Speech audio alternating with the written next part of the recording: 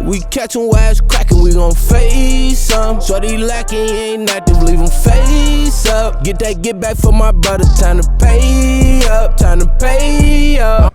What it do, YouTube, man? It's your boy CJ coming at y'all with another reaction video, coming at y'all with another banger, man. And this is definitely gonna be a banger. This gonna be something different on our channel, though. We're gonna be reacting to Martian Manhunter versus Silver Surfer, DC versus Marvel, Death Battle. If you know, you know. This is, you know what I'm saying, one of them throwback channels. You know what I'm saying? When we was younger, you know what I'm saying? I used to watch superhero versus superhero, villain versus villains. You know what I'm saying? Who will win in a fight? So it's gonna be one of them videos. Shout out to Death Battles for this one, for real, man. I forgot all about this channel. Popped up on my YouTube. I was like, you know what? Let me react to it for the people. Now, before we start the reaction, though, make sure y'all leave a like on this video. Leave a comment. Let me know what else I should react to. You know what I'm saying? Let me know if I should keep on going with the Death Battles. You know what I'm saying? And let me know who's gonna win. Is it gonna be Martian Manhunter? Is it gonna be Silver Surfer? I know y'all know. Come on now, I know y'all done seen the video before. I don't remember seeing it, so this might be my first time reacting to it. But hey, you know what I'm saying? We gonna see. And then don't forget to hit the subscribe button and notification bell too, man. Let's hop right into it. Martian Manhunter, DC Space Ranger. The Silver Surfer, Marvel's Sentinel of the Space I got Silver Surfer Waves. for sure. The depths of Come on space now, you know, hold Silver secrets Surfer's beyond like that, our for real. comprehension.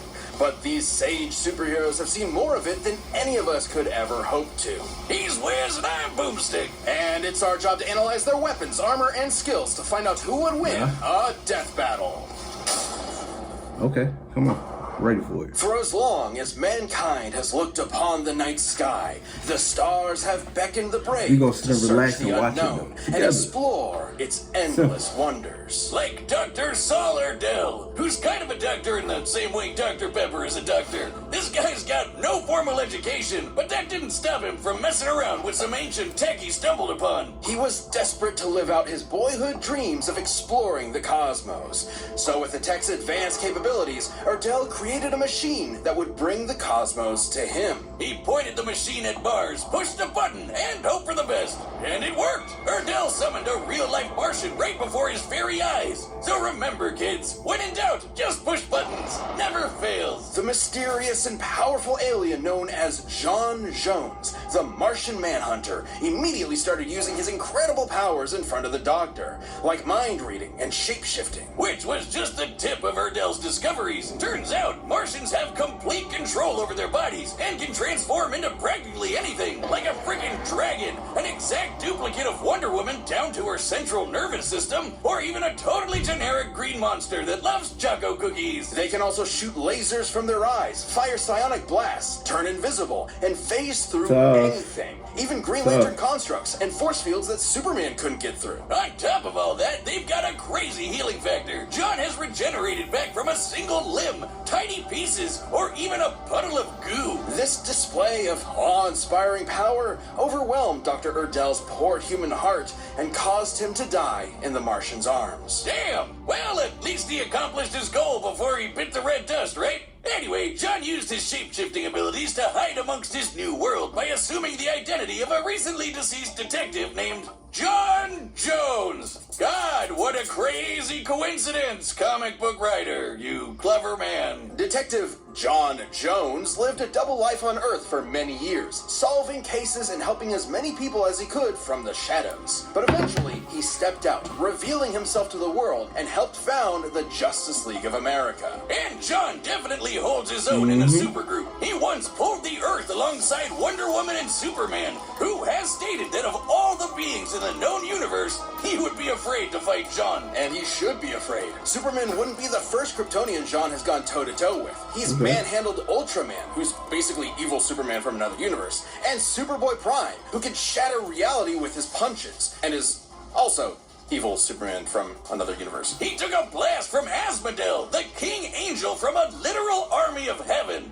He's held his own against Darkseid, the manifestation of tyranny in the DC universe. And he's fast enough to catch up to Supergirl and Superman, who we know flies so fast he can burst the bond Bonds of Infinity. So basically, he's just as strong and just as fast as a bunch of crazy gods and demons. While Jean's strength and speed are obviously very impressive, it's also no secret that his greatest asset is his mind. He's one of the most powerful telepaths in all of the DC universe. He reads minds, duh, but he can also shut them down altogether. And he once made Mr. Plexiglass, Mr. Mixed Pickles, fuck your name, that's whatever. Anyway, he got him to subconsciously say his own name backwards, which God only knows because I can't say it forwards, which canceled out his powers. His psychic defenses were strong enough to protect the Justice League against a worldwide telepathic attack, and his ability to sense people's feelings is so strong, he can feel every sentient being in the entire galaxy. And he once outthought Perpetua from the Omniverse. Who's that, you ask? Oh, just the freaking creator of the entire multiverse. She's basically the god of everything. Jean needed to connect his consciousness with everyone on Earth before Perpetua could catch up. He pulled this off by using his mental abilities within the span of Planck time, literally the smallest possible measurement of time. In the time it takes you to count to 1, Jean could count to 1 and fly across the universe and back over 200 sextillion times. He outthought God. He's a faster thinker than God. And it didn't end there. John took a punch from her and walked away with just a bloody nose. And when she disintegrated him into basically nothing, he regenerated back from a hit from God. Batman has said that in order to kill Jean for good, he would have to... His powers. Shape-shifting, Martian vision, phasing, okay. Flight, cool. Super breath, cool. Laser vision, regeneration, mind reading, telekinesis, soul manipulation. Damn. Literally destroy every single atom in his body, one by one. God damn! If I didn't love alliteration so much, I'd say we change this guy's name to Martian God Hunter or something. He's basically invincible, right? Not quite. Jean is not without weakness. He has a very real vulnerability to fire. At times, it has completely overwhelmed him to the point where he loses control of his body. And not just literal fire either. John was once tricked into just thinking he was surrounded by fire, and that was enough for him. Even still, Jean has been able to overcome this weakness. He's fought enemies with fire abilities and even taken hits from fire attacks, which leads me to believe the weakness, while potent and still able to cause real physical harm, is mainly psychosomatic. What are you doing? I heard what you said. Weakness to fire is just in your head. I'll be a living god! Another win in the mind column for sure. And to think there's a whole planet of these guys out there. Unfortunately, that's no longer the case. Before Dr. Erdell's strange experiment, Jean's own brother used the Martians' telepathic connection to each other against them, and the entire planet was plagued with Ronmir's curse. As long as they stayed telepathically connected, every Martian was vulnerable to a mental fire that would overwhelm them and burn them from the inside out. Which sadly worked very well, because the fear of fire is something Jean shares with his fellow Martians. Centuries earlier, the Guardians of the Universe, a group of immortal aliens who run the Green Lantern Corps, feared that the Martian race could become too strong. So they programmed the Martians with that genetic weakness to fire. John was able to survive the fiery curse by cutting off his mental connection to his people, including his family. Unfortunately, his wife, Myria, and their daughter couldn't live with the isolation, and he had no choice but to watch them give in and burn alive. Damn. Racked with grief and survivor's guilt, Jean was left to wander his homeworld all alone. His only solace being shape-shifting into his lost loved ones to convince himself they were still alive. Oh my god! Jesus, John!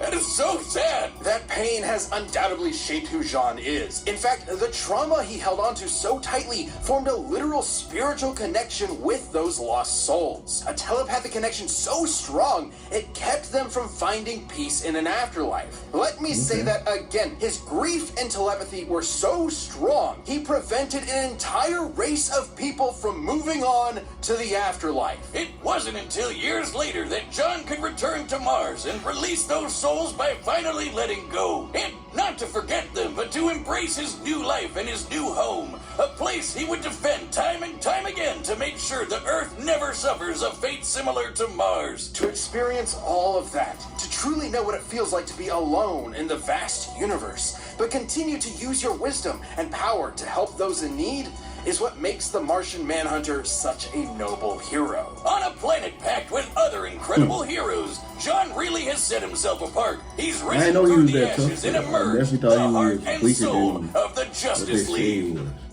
I didn't know you can go when This episode of Death Battle is do good. sponsored by I thought he One was get Piece whooped. on Netflix. Made by fans for fans, this live Oh, action like adaptation never. of the beloved Come on, manga is man. designed to introduce new audiences to the Zaybaby crew of true Nakama determined to find the legendary One Piece and live free on the high seas. All the while being chased by the honorable Marines, protecting the... Let's skip all that. Come on. We gotta get right to Red, which I've gotta say is the sickest, most... Then they hit me with an ad. Oh, God. Come on, man. Paper. It's the old video. I shouldn't get hit with no Called ad. so Come on, man. Be for real. The old video. Y'all got the ad. sickest, most radical name I have ever heard in my entire life. He was a brainy kid who was raised to live a life of reason and intellect over one of gnarly adventure. That is, until the technologically advanced society came under threat from the devourer of worlds, Galactus. So Norin struck up a deal with the World Muncher. In exchange for sparing his planet, Mr. Red offered to leave his home behind, become Galactus's herald, and seek out new planets for him to scarf down. And once Galactus agreed to the deal, he imbued his new herald with the power cosmic, transforming him into the Silver Surfer. An equally tubular name. 2 for 2. Wow, you rarely see it. The power cosmic grants the Surfer near unlimited energy, as well as matter manipulation, phasing, super strength, speed, and invulnerability, just to name a few. The Surfer's basically got all of Galactus' space magic, just on a smaller scale. And Galactus uses that power to fight guys like the In-Betweener, an abstract being from the overspace. The Surfer used the power cosmic to serve Galactus diligently for nearly 100 years, during which he ensured that the planets consumed were devoid of sentient life. That is, until the Surfer accidentally offered up a planet with life, which drove him crazy with guilt. So Galactus tried his best to suppress the Surfer's emotions, erase the painful memories, and make it easier for him to find planets with tasty, delicious life. Guilt-free. How nice of him. And it worked for a while until the Surfer reached Earth. Galactus's mighty mind manipulation wasn't enough to bury the Surfer's true nature for good. With the help of Alicia Masters and the Fantastic Four, the Surfer turned against his overlord and saved the Earth from being eaten. But even after all that, Galactus just let the Surfer keep his powers. At any point, he could have just taken them back. Being the source of the Surfer's powers, yes, he could. But Galactus has continued to let the Surfer have the power cosmic out of respect for his first herald. Damn. See, that's the kind of respect I'm asking from you. Hey, Anyway, Galactus. ever since those mental gymnastics with Galactus, the Surfer made sure nothing like that would ever happen again. And he's been successful, like when Psycho Man failed to trick the Surfer with his illusions. Hold on. Power can match the 6 Infinity Stones. They could have used man against Thanos for real. Cosmic energy can be extended to the entire universe. Also, he's that powerful, he can just spread his energy everywhere. Okay. Pull the giant ship out of a black hole. You know how strong you gotta be to do that? Black hole is the strongest gravity force ever. You know what I'm saying? Ever. Man's pulled something out of it. You know how strong? God damn. Stilled every molecule so no sound could be made. That's tough. That's tough. Like, he froze everything. It's like, if I was talking right now, I wouldn't be able to hear it. You wouldn't be able to hear it. Nobody. Folks, tough. Took the pain of the entire macroverse. What is that? Crash into the Big Bang. Okay. Travel so fast, reaches singularity. Is that like he was like at a point to where he was like basically invisible? Like he was that fast that like he was just standing still, and he was moving at the speed. Okay. And then defeated Galactus, Hulk, Thor, Mephisto. Well, is Hulk really on that level to like would they put him there? I understand Thor, Mephisto, Galactus. Is Hulk really like that for real? Y'all let me know in the comments. Briefly Is Hulk trapped in really the like that Supreme where he gotta be Intelligence's listed in mind the when it was using the peak? Mind You know Stone. what I'm saying? With some of those mental threats behind him, he could finally take to the spaceways, kick ass, and monologue about the meaning of life in the universe. All of which he's quite good at, especially that last one. It's thanks to Okay. the abilities afforded to him through all that cosmic energy. It's seriously crazy. He can rearrange the molecules of anything he wants into anything he wants. He can force you to just feel pain in general, and he can even control elements, not just Earth earth, wind, and fire, but anything in a boogie wonderland like gravity and the weather. He's got enough power and energy inside him that Oh, it is all the power.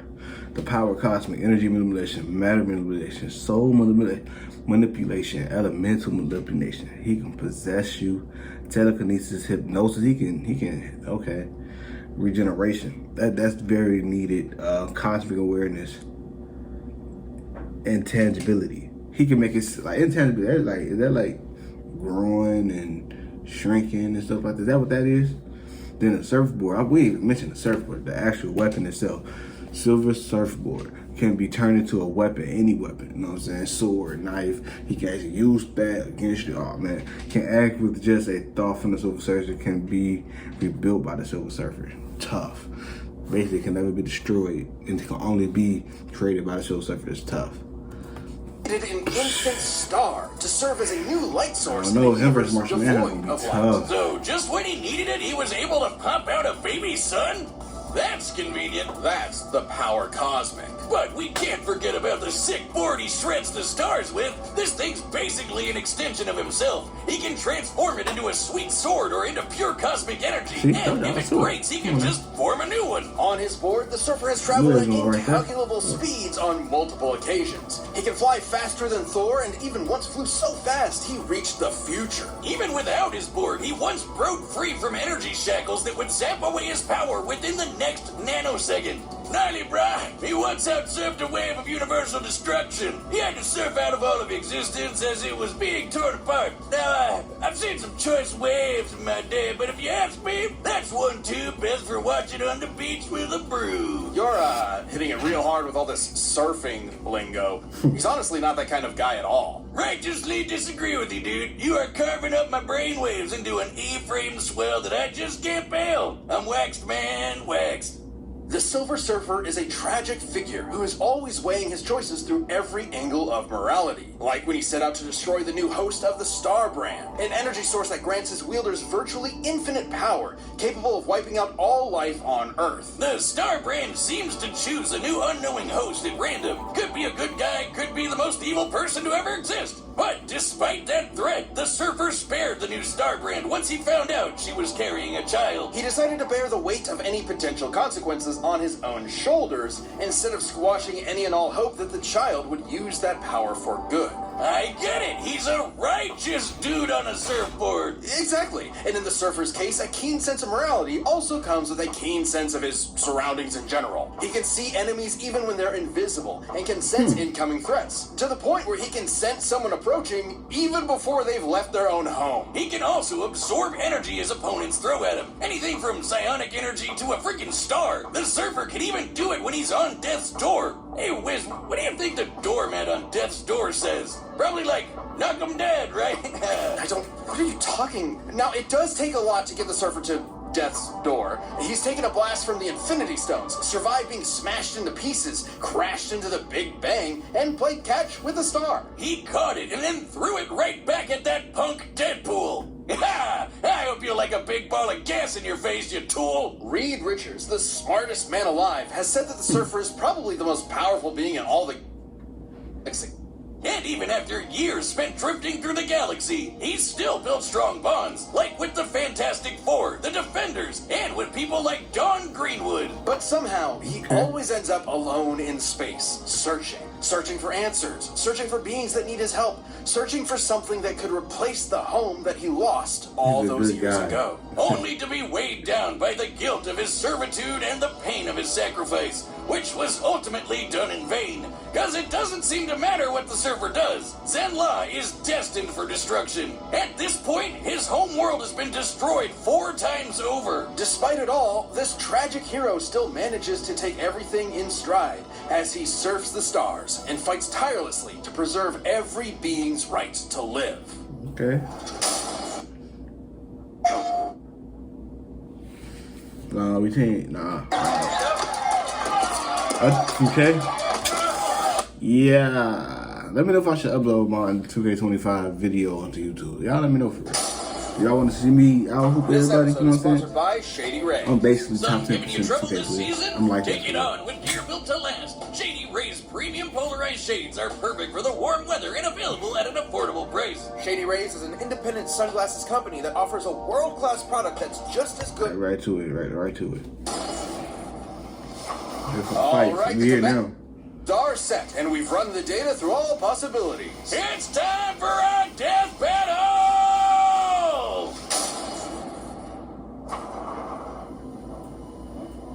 In all of my journeys, I have never seen anything quite like this. I assumed your journeys would have made you rather familiar with places like this, Nordenrad. Or should I say, Silver Surfer. Now, tell me why you have summoned me here. Enough. Okay. Straight to it, huh? What are you hiding? Okay.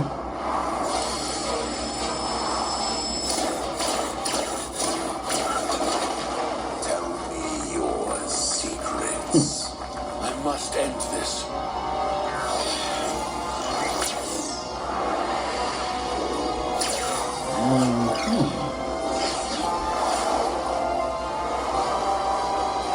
So this is gonna be a lot more in mine.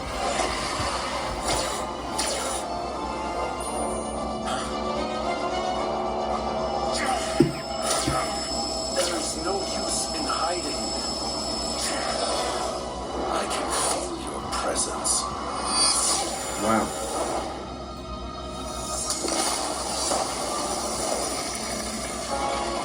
Okay. He just took the board out of nothing.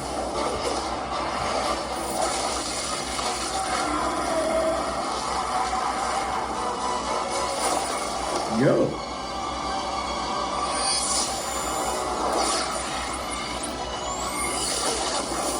He just threw it right back at him.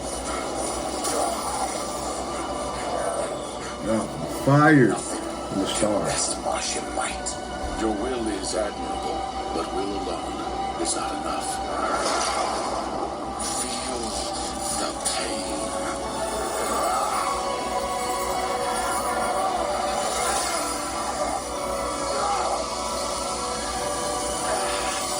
You and I possess the same knowledge.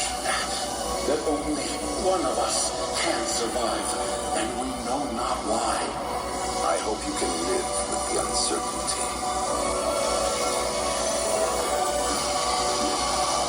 Victory comes with no certain satisfaction. I may never know why we Right. were made to fight. If violence is ever truly justified, then perhaps there is something worthy No. in that. Okay. Myria. Something beyond my understanding.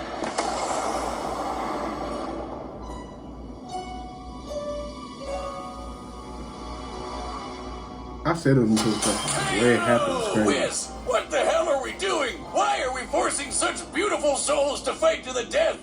Both the Silver Surfer and the Martian Manhunter were two extraordinarily powerful beings, each with very wide power sets. So they both had counters for almost everything they could throw at each other. They could both phase through objects, rearrange molecules, and regenerate their own bodies. But arguably the biggest thing on the Martian Manhunter's side was his formidable telepathy. The Surfer has had his memories erased and his emotions manipulated by Galactus. So it would stand to reason that Jean could pose a mental threat to the Surfer. But the Surfer has resisted mental attacks many times. When Psycho Man played on the Surfer's guilt and pretended to be his lost love, the Surfer saw right through it. And he escaped the Supreme Intelligence's mind when it was using a freaking Mind Stone. These two could have gone toe-to-toe around the universe for a long time. But when it came down to it, the question was, who had the power to put the other down for good? They both have some serious healing factors and have come back from basically nothing. But if ending Martian Manhunter meant destroying his every atom one by one, the Surfer has the means to make that happen thanks to the seemingly endless well of energy that is the power cosmic. It's truly an overwhelming source of unlimited power.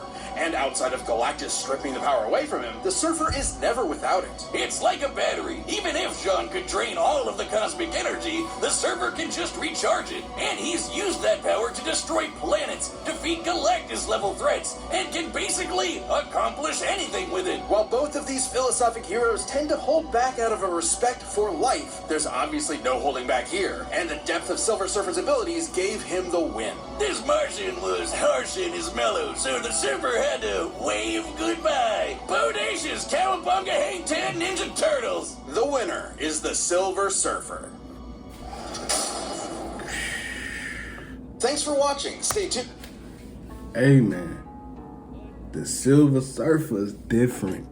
That was definitely it was an up and down fight. You know what I'm saying? I wasn't thinking it was gonna be that quick. I thought it was gonna be like more of an actual fight. You know what I'm saying? But it was definitely a good fight if you look at it. You know what I'm saying? They was both evenly matched a lot of the way. It's just Silver Surfer had a little bit more power than Martian Manhunter. But it was, like I said, it was a good fight. Y'all, let me know what else I should react to. Let me know some more death battles. I know they have a Deadpool and a Deathstroke one. And maybe I'll react to that one on my own. But then y'all, you know what I'm saying, send me some more so I can know what else I need to react to, man. I know they be doing like who be doing the rap battles, you know what I'm saying? I might do some of those too. You never know. You know what I'm saying? Like I said, leave a comment, let me know. Should I do it or not? Say yay or nay. And I know y'all like the video, so make sure y'all like the video for real. Don't forget to hit the subscribe and notification bell too. And then share the video, please, and thank you. With that being said, your boy CJ, he out. Peace. If up on my back was my closest friend. Feel like my heart under attack. War had just begun. This shit that happened made me feel like I wasn't good enough. For your love, I was addicted. Rehab my heart, now I refuse to love. Bad ain't called trash, I hope you never find a better love. Broken heart took some patches. Crash and burn, I'm still a fool for ya.